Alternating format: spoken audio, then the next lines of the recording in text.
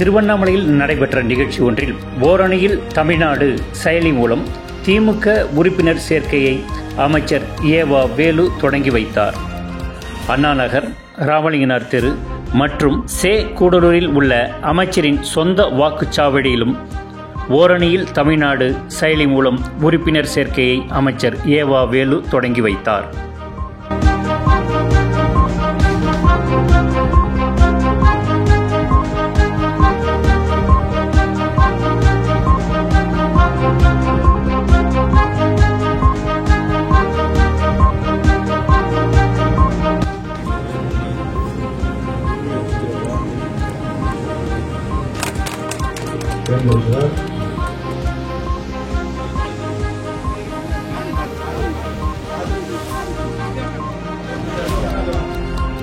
கழகத்தினுடைய உறுப்பினருக்காக நம்முடைய மாண்புமிகு அமைச்சர் அவர்கள் வட்டக்கழகத்தினுடைய துணை செயலாளர் விஜயலட்சுமி அவர்களுக்கு வழங்குகின்றார்.